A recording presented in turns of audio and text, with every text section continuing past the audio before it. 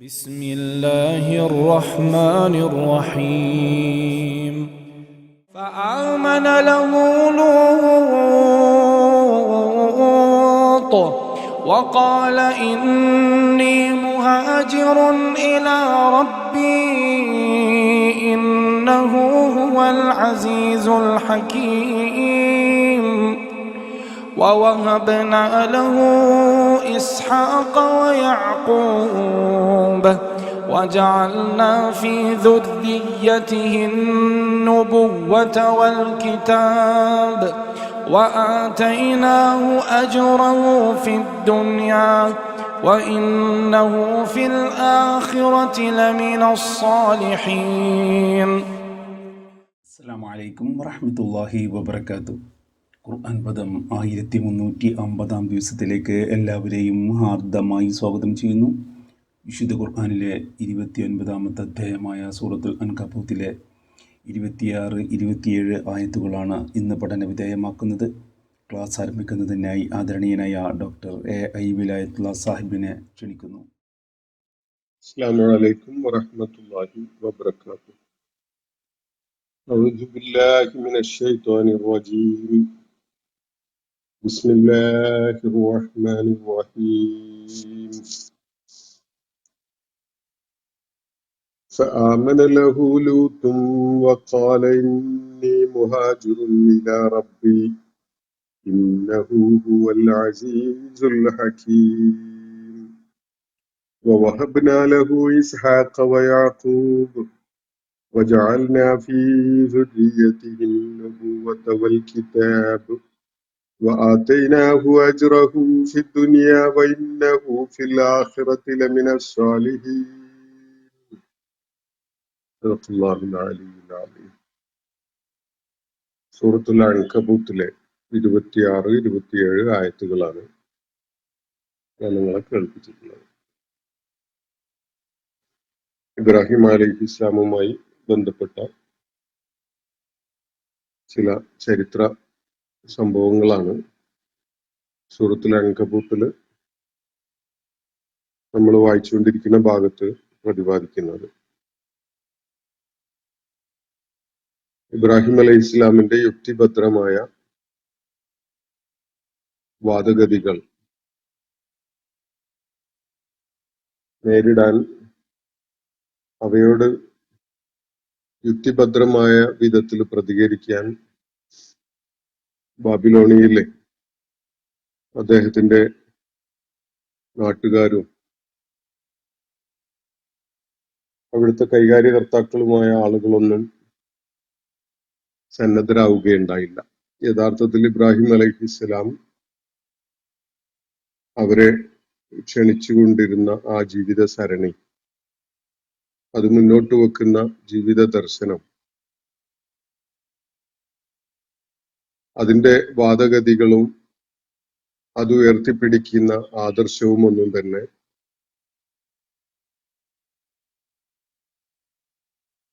നേരിടുവാനുള്ള കെൽപ്പോ അതിനുള്ള ബുദ്ധിപരമായ അടിത്തറയോ ആ കാലഘട്ടത്തിലെ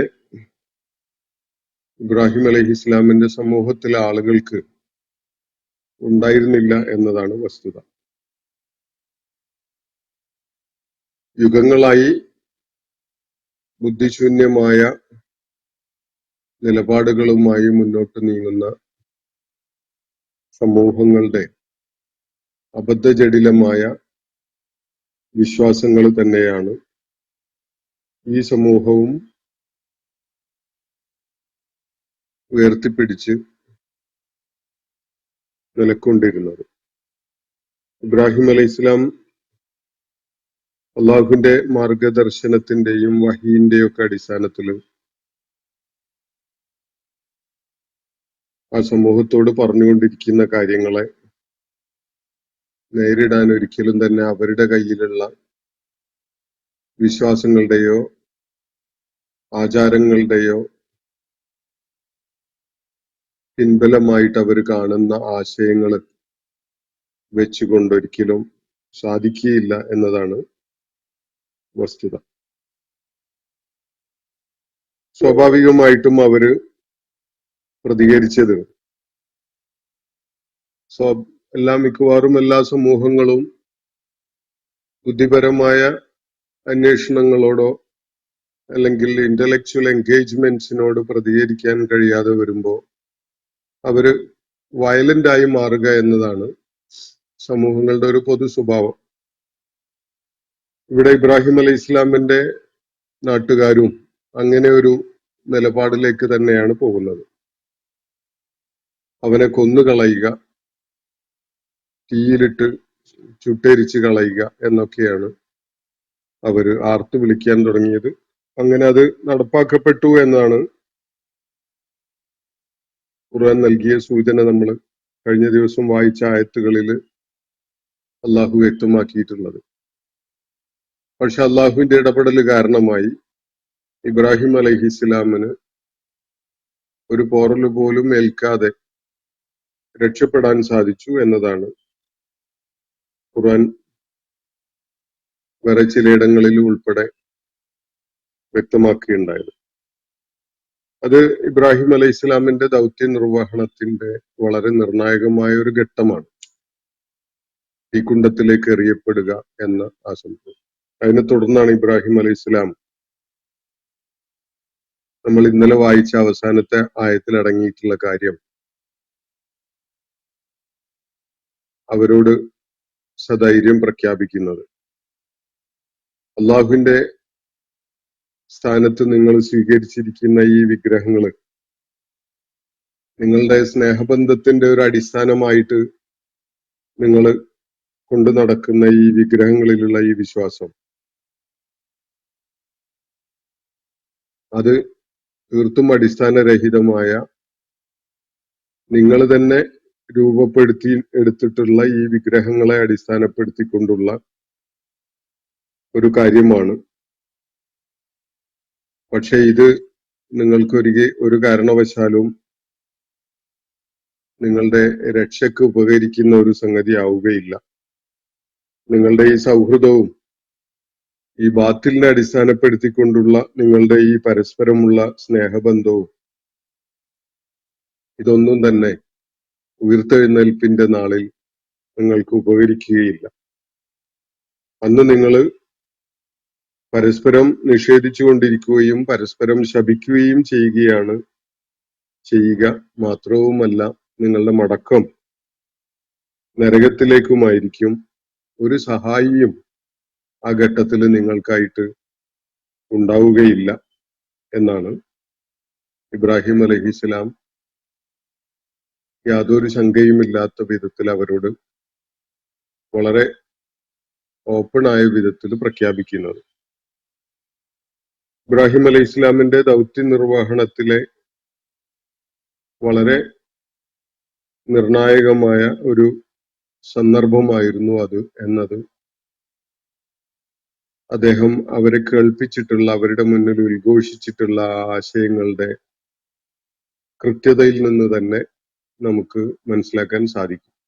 ആ സംഭവങ്ങൾ അള്ളാഹുവിടെ വിവരിക്കുന്നത് ഇബ്രാഹിം അലൈഹി ഇസ്ലാമിന്റെ ദൗത്യ നിർവഹണത്തിന്റെ ആ ക്രമം അനുസരിച്ചാണ് എന്നതും ശ്രദ്ധേയമാണ്.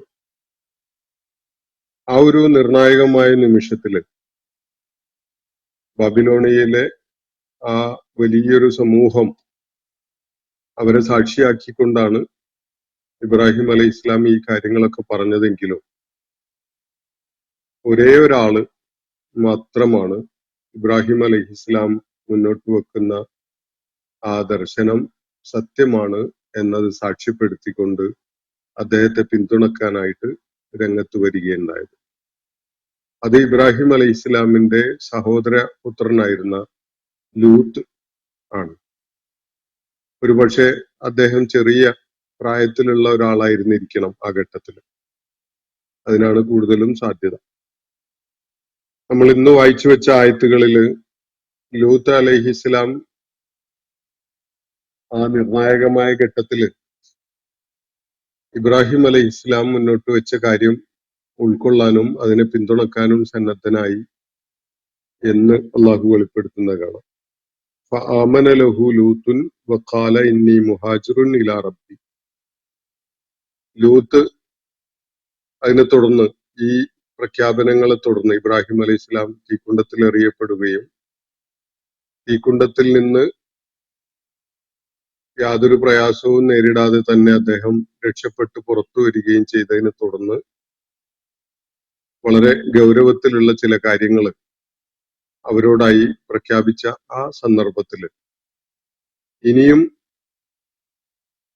തനിക്ക് ഉണ്ടായിട്ടുള്ള ആ ബോധ്യത്തെ പരസ്യമായി പ്രഖ്യാപിക്കാതിരുന്നുകൂടാ എന്ന ഒരു നിലപാട് സ്വീകരിച്ചുകൊണ്ട് ഇളം പ്രായക്കാരനായ ആ ഘട്ടത്തില് ലൂത്ത് അലൈഹിസ്സലാം ഇബ്രാഹിം അലൈഹി ഇസ്ലാം മുന്നോട്ട് വെച്ചിരിക്കുന്ന കാര്യം ഹക്കാണ് എന്നത് സാക്ഷ്യപ്പെടുത്തി വിശ്വാസം പ്രഖ്യാപിക്കുകയാണ്. അപ്പൊ ആമന ലഹു ലൂത്ത്, അദ്ദേഹത്തിൽ ലൂത്ത് വിശ്വസിക്കുകയുണ്ടായി. വഖാല, അതിനെ തുടർന്ന് ഇബ്രാഹിം അലൈഹി ഇസ്ലാം പറയുകയാണ്, ആ നാട്ടിൽ നിന്ന് ഒരു നിർണിതമായൊരു കാലം അവർക്കിടയിൽ ആശയസംവാദം നടത്തിക്കൊണ്ട് കഴിഞ്ഞതിന് ശേഷവും അനുയായികളൊന്നും ഇബ്രാഹിം അലൈഹി ഇസ്ലാമിനെ പിന്തുണക്കുന്ന വിധത്തിൽ ആരും രംഗത്ത് വരുന്നില്ല. ഒറ്റപ്പെട്ട ചിലരൊക്കെ അത് സത്യമാണെന്ന് മനസ്സുകൊണ്ട് ഉൾക്കൊള്ളുന്നൊക്കെ ഉണ്ടാകും. പക്ഷെ അവരാരും തന്നെ അത് പ്രഖ്യാപിക്കാൻ ധൈര്യം കാണിച്ചുകൊണ്ട് സമൂഹത്തിന്റെ ക്രോധത്തെ ഏറ്റുവാങ്ങാൻ സന്നദ്ധരായിക്കൊണ്ട് അവിടുത്തെ അധികാരഘടനയെ വെല്ലുവിളിച്ചുകൊണ്ട് ഇബ്രാഹിം അലൈഹി ഇസ്ലാമിനോടൊപ്പം ഇറങ്ങിത്തിരിക്കാൻ അവരാരും സന്നദ്ധരായില്ല. ആ ഒരു ഘട്ടത്തിലാണ് ലൂത്ത് അലൈഹി ഇസ്ലാം, അത് ബാബിലോണിയയിൽ നിന്നുള്ള ഒരേ ഒരു ശബ്ദം ഇബ്രാഹിം അലൈഹി ഇസ്ലാമിനെ പിന്തുണച്ചുകൊണ്ട് അവിടെ ഉയർന്നു കേട്ട ഒരേ ഒരു ശബ്ദം ലൂത്ത് അലൈഹി ഇസ്ലാമിൻ്റെതാണ് എന്നാണ് ഈ വിവരണത്തിൽ നിന്നും ചരിത്ര സ്രോതസ്സുകളിലെ വിശദാംശങ്ങളിൽ നിന്നൊക്കെ മനസ്സിലാക്കാൻ പറ്റുന്നത്. അങ്ങനെ ഫആമന ലഹു ലൂത്ത് അദ്ദേഹത്തിൽ വിശ്വസിക്കുകയുണ്ടായി. അതിനെ തുടർന്ന് വഖാല, ഇബ്രാഹിം അലൈഹി ഇസ്ലാം പറയുകയാണ്, ഇന്നി മുഹാജിറുൻ ഇലാ റബ്ബി, ഞാൻ എൻ്റെ റബ്ബിലേക്ക് പലായനം ചെയ്യുകയാണ്. ഞാൻ ഈ നാടും ഇവിടെയുള്ള സൗകര്യങ്ങളും ഇവിടെയുള്ള ബന്ധങ്ങളും ഒക്കെ ഉപേക്ഷിച്ചുകൊണ്ട് പോവുകയാണ്. ഈ നാട് പ്രപഞ്ച സൃഷ്ടാവായ അള്ളാഹുവിനെ ഗൗനിക്കാത്ത നാടാണ്. ഈ നാട്ടിലെ ആളുകള് യാതൊരു വിധത്തിലുള്ള ശ്രദ്ധയും കരുതലും കാണിക്കാതെ ജീവിക്കുന്ന ആളുകളാണ്. ഞാൻ ഈ നാട്ടിൽ നിന്ന് പോവുകയാണ്, ഈ നാട് ഉപേക്ഷിച്ചു പോവുകയാണ്.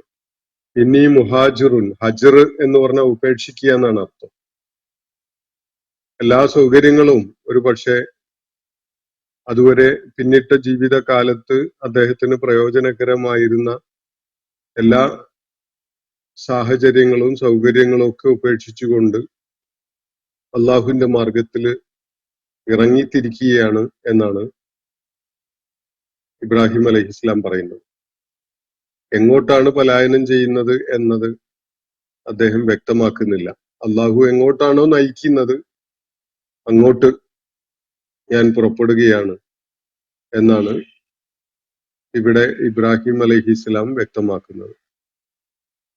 നേരത്തെ നമ്മൾ മൂസ അലൈഹി ഇസ്ലാമുമായി ബന്ധപ്പെട്ടുകൊണ്ടുള്ള വിവരണങ്ങളിൽ വായിക്കുകയുണ്ടായി. ഈജിപ്റ്റ് വിട്ടു പോകുമ്പോൾ മൂസ അലൈഹി ഇസ്ലാമിന് എങ്ങോട്ടാണ് പോവേണ്ടത് എന്നത് കൃത്യമായ ധാരണയൊന്നും ഉണ്ടായിരുന്നില്ല.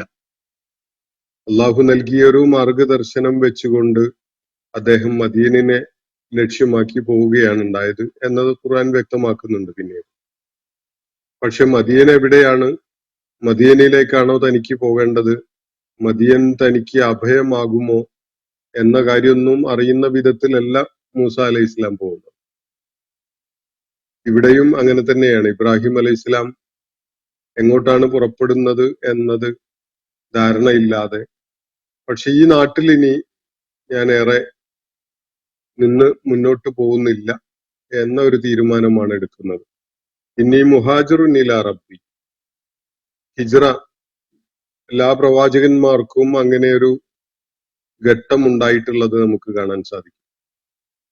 അവിടെ ശീലിച്ചു വന്ന പരിചയിച്ചിട്ടുള്ള ജീവിത ചുറ്റുപാടുകളെ അള്ളാഹുവിന്റെ പേരിൽ, അള്ളാഹുവിലുള്ള വിശ്വാസത്തിന്റെയും പിന്തുടരുന്ന ആദർശത്തിന്റെയും ഒക്കെ പേരിൽ ഉപേക്ഷിച്ചു പോകാൻ വേണ്ടി സന്നദ്ധരാവുക എന്ന് പറയുന്നത് ഇസ്ലാമില് വളരെ മഹത്തരമായ ഒരു ത്യാഗമായിട്ടാണ് കണക്കാക്കപ്പെടുന്നത്. ഇന്നീ മുഹാജിറുൻ ഇലാ റബ്ബി, ഞാൻ എൻ്റെ റബ്ബിലേക്കാണ് ഹിജ്റ ചെയ്യുന്നത്, പലായനം ചെയ്യുന്നത്. എല്ലാം ഉപേക്ഷിച്ച് ഞാൻ എൻ്റെ റബ്ബിന്റെ മാർഗത്തിൽ ഇറങ്ങിത്തിരിക്കുകയാണ് എന്നാണ് ഇബ്രാഹിം അലൈഹി സ്വലാം പറയുന്നത്. എത്തിച്ചേരാനിരിക്കുന്ന ഇടം ഏതാണ് എന്നതൊന്നും അദ്ദേഹത്തിന് ആ ഘട്ടത്തില് അറിയുമായിരുന്നില്ല, അല്ലെങ്കിൽ അതിനെക്കുറിച്ച് ഒരു ധാരണ ഉണ്ടായിരുന്നില്ല എന്നതാണ് ഇവിടുന്ന് നമുക്ക് ലഭിക്കുന്ന സൂചന. ഇന്നീ മുഹാജിറുൻ ഇലാ റബ്ബി, അള്ളാഹുവിന്റെ തൃപ്തി ആഗ്രഹിച്ചുകൊണ്ട് അള്ളാഹുവിന്റെ മാർഗത്തിലുള്ള പ്രയത്നങ്ങളിൽ ഏർപ്പെടാൻ ഉദ്ദേശിച്ചുകൊണ്ട് അതിനെ പിന്തുണക്കാത്ത ഈ നാട്ടിൽ നിന്ന് ഞാൻ പോവുകയാണ്, എല്ലാം ഉപേക്ഷിച്ച് പോവുകയാണ് എന്നതാണ് ഇബ്രാഹിം അലൈഹി സ്വലാം പ്രഖ്യാപിക്കുന്ന കാര്യം. ഇന്നഹു ഹുവൽ അസീസുൽ ഹക്കീം, തീർച്ചയായിട്ടും അവൻ അള്ളാഹു അജയ്യനാണ്, യുക്തിജ്ഞനുമാണ്. അള്ളാഹു അവന്റെ മാർഗത്തിലാണ് ഞാൻ ഇറങ്ങിത്തിരിക്കുന്നത്. എന്നെ സംരക്ഷിക്കാനും എനിക്ക് ശരിയായ ദിശയിലേക്ക് നീങ്ങാൻ എന്നെ സഹായിക്കാനും ഒക്കെ കഴിവുള്ള, അജയ്യതയുള്ള, ശക്തനായ അസീസാണ് എൻ്റെ റബ്ബ്. അതേപോലെ ഈ ദേശത്യാഗത്തിന് എനിക്ക് വഴിയൊരുക്കി തരുന്ന റബ്ബിന് വലിയ ഹിക്മത്തും ഉണ്ട്. അവൻ അതില് വലിയ ചില ലക്ഷ്യങ്ങൾ കണ്ടിട്ടുണ്ടാവും. അവൻ ഹക്കീമു കൂടിയാണ് എന്ന കാര്യം ഇബ്രാഹിം അലൈഹി ഇസ്ലാം വ്യക്തമാക്കുകയാണ്. ഇന്നഹു ഹുവൽ അസീസുൽ ഹക്കീം. അപ്പൊ അസീസും ഹക്കീമുമായ, ഇസ്സത്തും ഹിക്മത്തും ഉടയവനായ അള്ളാഹുവിൽ എല്ലാം അർപ്പിച്ചുകൊണ്ടാണ് ഇബ്രാഹിം അലൈഹിസ്സലാം ദേശത്യാഗം ചെയ്തുകൊണ്ട് തന്റെ സൗകര്യപ്രദമായ സകല ജീവിത സാഹചര്യങ്ങളെയും വെടിഞ്ഞുകൊണ്ട് അള്ളാഹുവിന്റെ മാർഗത്തിൽ ഇറങ്ങിത്തിരിക്കുന്നത്. ഇബ്രാഹിം അലൈഹി ഇസ്ലാം ബാബിലോണിയയിൽ നിന്ന് ഹിജ്റ പോകുമ്പോൾ അദ്ദേഹത്തോടൊപ്പം അദ്ദേഹത്തിന്റെ പത്നി സാറ റളിയല്ലാഹു അൻഹായും അതുപോലെ സഹോദരപുത്രൻ അദ്ദേഹത്തില് വിശ്വാസം രേഖപ്പെടുത്തിയ ലൂത്ത് അലൈഹിസ്സലാം, ആ ഘട്ടത്തിൽ അദ്ദേഹം പ്രവാചകനായിട്ട് നിയമിതനായിട്ടില്ല. അള്ളാഹു അദ്ദേഹത്തെ പ്രവാചകനായി നിയോഗിച്ചിട്ടുണ്ടായിരുന്നില്ല. അതിന്റെയൊക്കെ മുന്നേ ഉള്ള ഒരു കാലമാണ് ഇവിടെ പരാമർശിക്കുന്നത്. അപ്പോ പത്നി സാറയും സഹോദരപുത്രൻ ലൂത്തും അദ്ദേഹത്തോടൊപ്പം ഈ പലായനത്തിൽ ചേരുന്നുണ്ട് എന്നാണ് ചരിത്ര സ്രോതസ്സുകൾ വ്യക്തമാക്കുന്നത്. അങ്ങനെ ഇബ്രാഹിം അലൈഹി ഇസ്ലാം തന്റെ ഇറാഖ് ഭൂപ്രദേശം ഉൾപ്പെടുന്ന ബാബിലോണിയ പ്രദേശം വെടിഞ്ഞുകൊണ്ട് ദേശത്യാഗം ചെയ്ത് ഫലസ്തീന്റെ ദിശയിലേക്കാണ് പുറപ്പെടുന്നത്. ഫലസ്തീനാണ് അദ്ദേഹത്തിന്റെ ആ ഘട്ടത്തില് ലക്ഷ്യം എന്നത് ചരിത്ര സ്രോതസ്സുകളിൽ നിന്ന് മനസ്സിലാക്കാൻ പറ്റുന്നുണ്ട്. അതിനിടക്ക് അദ്ദേഹം ഈജിപ്തിലെത്തുന്നതും ഈജിപ്തിലെ രാജാവുമായി കൂടിക്കാഴ്ച ഉണ്ടാകുന്നതും ഒക്കെയുള്ള അത്തരം സൂചനകള് ബൈബിളിൽ നിന്ന് നമുക്ക് ലഭിക്കുന്നുണ്ട്. ഈജിപ്തിലേക്കുള്ള യാത്രയിൽ ആ ഘട്ടത്തിലാണ് ഈ അദ്ദേഹത്തിന്റെ രണ്ടാമത്തെ പത്നി ഹാജർ അദ്ദേഹത്തോടൊപ്പം ചേരുന്നത് എന്നത്, അല്ലെങ്കിൽ ഹാജറിനെ അദ്ദേഹത്തിന് സമ്മാനമായി നൽകപ്പെടുന്നത് എന്നതൊക്കെ നമുക്ക് ചരിത്ര സ്രോതസ്സുകളിൽ നിന്ന് മനസ്സിലാക്കാൻ പറ്റും. ഹാജർ സാറയുടെ ഭൃത്യയായിട്ട് എത്തിച്ചേർന്ന ഒരു സ്ത്രീയായിരുന്നു എന്നതാണ് ചരിത്ര സ്രോതസ്സുകളിൽ നിന്ന് മനസ്സിലാക്കാൻ സാധിക്കുന്ന കാര്യം. എന്തായാലും ലക്ഷ്യം ഫലസ്തീനാണ്. ആ പ്രദേശത്തേക്കാണ് അദ്ദേഹം തന്റെ ദേശം വിട്ട് പോയതിനെ തുടർന്ന് എത്തിച്ചേരുന്നത്. അപ്പോ ഈ 3 പേരടങ്ങിയ സംഘം, ഇബ്രാഹിം അലൈഹിസ്സലാം, പത്നി സാറ, സഹോദരപുത്രൻ അദ്ദേഹത്തിൽ വിശ്വാസം പ്രഖ്യാപിച്ച ലൂത്ത്, ഈ 3 പേര്. അള്ളാഹു പക്ഷേ ദേശത്യാഗം ചെയ്യുന്നതോടുകൂടി ഇബ്രാഹിം അലൈഹിസ്സലാമിന് വലിയ അനുഗ്രഹങ്ങൾ തുറന്നു കൊടുത്തു എന്നാണ് ഇവിടെ സൂചിപ്പിക്കുന്നത്. വഹബ്ന ലഹു ഇസ്ഹാഖ വയാഖൂബ വജഅൽന ഫീ ദുർരിയ്യതിഹി നുബുവത വൽ കിതാബ്. അതിനെ തുടർന്ന് അള്ളാഹു അദ്ദേഹത്തിന് ചൊരിഞ്ഞു കൊടുത്ത അനുഗ്രഹങ്ങളെ കുറിച്ചാണ് ഇവിടെ പരാമർശിക്കുന്നത്. വഹബ്ന ലഹു, തുടർന്ന് നാം അദ്ദേഹത്തിന് നൽകുകയുണ്ടായി, ഇസ്ഹാഖ വയാഖൂബ, ഇസ്ഹാഖിനെയും യാഖൂബിനെയും നാം നൽകുകയുണ്ടായി. വജഅൽന ഫീ ദുർരിയ്യതിഹി നുബുവ, അദ്ദേഹത്തിന്റെ സന്താന പരമ്പരകളിൽ നാം പ്രവാചകത്വം നിശ്ചയിക്കുകയും ചെയ്തു. വൽ കിതാബ്, അതുപോലെ അദ്ദേഹത്തിന് നാം വേദഗ്രന്ഥവും നൽകി. വആതൈനാഹു അജ്റഹു ഫിദ്ദുനിയ, അദ്ദേഹത്തിന് നാം പ്രതിഫലം ഭൗതിക ലോകത്ത് തന്നെ നൽകുകയുണ്ടായി. വഇന്നഹു ഫിൽ ആഖിറതി ലമിന സ്വാലിഹീൻ, പാരത്രിക ലോകത്ത് തീർച്ചയായിട്ടും അദ്ദേഹം സുഹൃതവാന്മാരോടൊപ്പം തന്നെയാണ് എത്തിച്ചേരുക എന്നാണ് അള്ളാഹു ഇവിടെ സൂചിപ്പിക്കുന്നത്. അപ്പൊ ഈ 2ാമത്തെ ആയത്തിൽ അള്ളാഹു ഇബ്രാഹിം അലൈഹി ഇസ്ലാമിന്റെ ബാബിലോണിയെ വിട്ടു പോയതിനെ തുടർന്നുള്ള അദ്ദേഹത്തെ അള്ളാഹു അനുഗ്രഹിച്ച പല കാര്യങ്ങളുമാണ് ഇവിടെ ചൂണ്ടിക്കാണിക്കുന്നത്. വഹബ്ന ലഹു, നാം അദ്ദേഹത്തിന് നൽകുകയുണ്ടായി, ഇസ്ഹാഖ്, സാറയില് അദ്ദേഹത്തിന് ഉണ്ടായ പുത്രനാണ് ഇസ്ഹാഖ് അലൈഹിസ്സലാം. അതിന്റെ മുമ്പ് തന്നെ ഹാജറില് അദ്ദേഹത്തിന് ഒരു പുത്രൻ ഉണ്ടായിട്ടുണ്ട്, ഇസ്മായിൽ അലൈഹിസ്സലാം. അതുപോലെ മറ്റൊരു പത്നിയില് ഇബ്രാഹിം അലൈഹി ഇസ്ലാമിന് മിദിയാൻ എന്നൊരു പുത്രനും ഉണ്ടായതായി ചരിത്ര സ്രോതസ്സുകളിൽ നിന്ന് മനസ്സിലാക്കാൻ സാധിക്കുന്നുണ്ട്. ഹാജർ മുഖേന അദ്ദേഹത്തിനുണ്ടായ പുത്രൻ ഇസ്മായിൽ അലൈഹിസ്സലാമിന്റെ സന്തതി പരമ്പരയിലാണ് അന്ത്യപ്രവാചകൻ മുഹമ്മദ് മുസ്തഫ സല്ലല്ലാഹു അലൈഹി വസല്ലം പിറവിയെടുക്കുന്നത്. അതേപോലെ മിദിയാൻ എന്ന പുത്രന്റെ സന്താന പരമ്പരയിലാണ് ഷുഐബ് അലൈഹിസ്സലാം എന്ന പ്രവാചകൻ മദിയൻ പ്രദേശത്തില് ദൈവിക ദൗത്യം നിർവഹിച്ച ആ പ്രവാചകൻ പിറവിയെടുക്കുന്നതൊക്കെ. ഇബ്രാഹിം അലൈഹി ഇസ്ലാമിന്റെ പിന്തുടർച്ചക്കാര് തന്നെയാണ് അവര്. അദ്ദേഹത്തിന്റെ സന്താന പരമ്പര 2-3 കൈവഴികളായിട്ട് നമുക്കിവിടെ കാണാൻ സാധിക്കുകയാണ്. അള്ളാഹു ഇവിടെ പരാമർശിക്കുന്നത് സാറയിലുണ്ടായ പുത്രൻ ഇസ്ഹാഖ് അലൈഹിസ്സലാം മുഖേന ആ വഴിയിലൂടെ ഉണ്ടായ സന്താന പരമ്പരയെയും ആ സന്താന പരമ്പരയിൽ പ്രവാചകത്വം നൽകി ആദരിക്കപ്പെട്ട ആളുകളുടെയും കാര്യമാണ് അള്ളാഹു ഇവിടെ സൂചിപ്പിക്കുന്നത്. ഇസ്ഹാഖ് അലൈഹി ഇസ്ലാമിന്റെ പിന്മുറക്കാരിലാണ് ഏറ്റവും കൂടുതൽ പ്രവാചകന്മാർ ഇബ്രാഹിം അലൈഹി ഇസ്ലാമിന്റെ സന്താന പരമ്പരയിൽ ഉണ്ടാവുന്നത്. ബനൂ ഇസ്രായേൽ സമൂഹത്തിലേക്ക് ധാരാളം പ്രവാചകന്മാരെ അള്ളാഹു നിയോഗിച്ച് അയച്ചിട്ടുണ്ട്. ചിലരുടെയൊക്കെ പേര് ഖുർആൻ പരാമർശിക്കുന്നുണ്ട്. നമ്മൾ പലപ്പോഴും ചർച്ച ചെയ്തിട്ടുള്ള ഇവിടെ സൂചിപ്പിക്കപ്പെട്ട യാഖൂബ് അലൈഹിസ്സലാം, അദ്ദേഹത്തിന്റെ പുത്രൻ യൂസുഫ് അലൈഹിസ്സലാം, അതുപോലെ ബിന്യാമിൻ അലൈഹിസ്സലാം, പിൽക്കാലത്ത് മൂസ അലൈഹിസ്സലാം, ദാവൂദ്, സുലൈമാൻ, അതുപോലെ സക്കരിയ, യഹിയ, ഈസ അലൈഹിമുസ്സലാം, ഈ പ്രവാചകന്മാരൊക്കെ വരുന്നത് ഈ ഇസ്ഹാഖ് അലൈഹി ഇസ്ലാമിന്റെ പിന്മുറക്കാരായിട്ടാണ്.